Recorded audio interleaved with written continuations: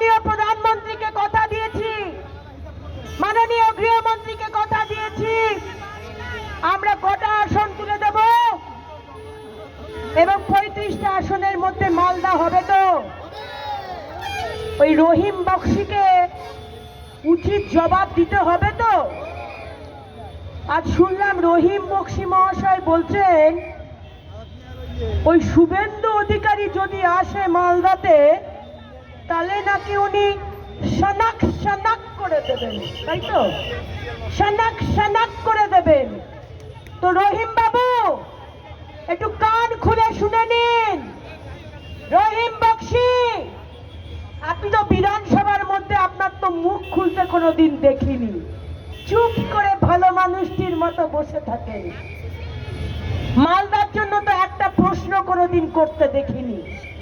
আজকে আপনাকে শুনিয়ে রাখি, আপনি জেনে রাখুন আমাদের বিরোধী দলনেতা শুভেন্দু অধিকারী জানুয়ারি মাসে মানে পরের মাসে মালদাতে আসছে।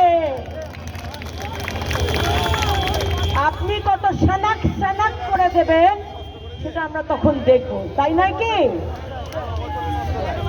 তৃণমূলের নেতারা ওই উদয়ন বাবু বলেন নাকি গোপ ছিঁড়ে দেবেন। আচ্ছা কি দোষ করলো গোপ বলুন তো? একজন বলে গোপ ছিঁড়ে দেবে, আপনাদের রহিম দাদা বলেন দাঁত ছিঁড়ে দেবে, আর আপনাদের ওই কি নাম ওই গৌতম দেব তিনি বলেন জিভ টেনে দেবে।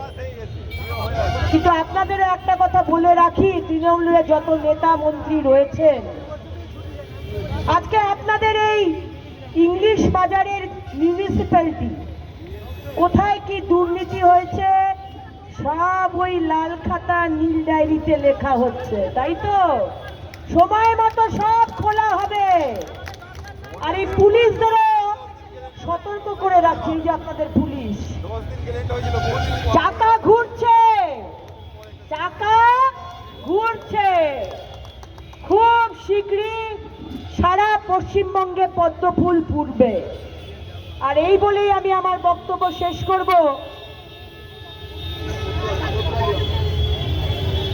তৃণমূল যদি মনে করেন যে আমাদের ভয় দেখিয়ে আমাদের ভারতীয় জনতা পার্টির কার্যকর্তাদের কেস দিয়ে বাড়ি ভেঙে লুট করে, এখনো বলছে 3টে মেয়ে নাকি নিখোঁজ এখনো অবধি কোতোয়ালি অঞ্চলে, মহিলাদের ওপর অত্যাচার করে আপনারা পার পেয়ে যাবেন, তাহলে ভুল ভাবছেন। যদি আমাদের ইট মারেন তাহলে বিজেপি থেকে পাল্টা পাটকেল খাবেন।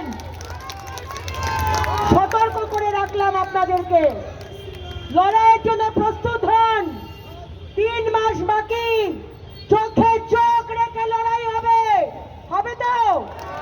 চোখে চোখ রেখে লড়াই হবে।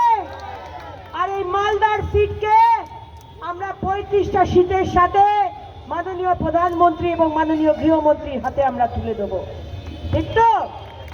সবাই ভালো থাকবেন, সুস্থ থাকবেন।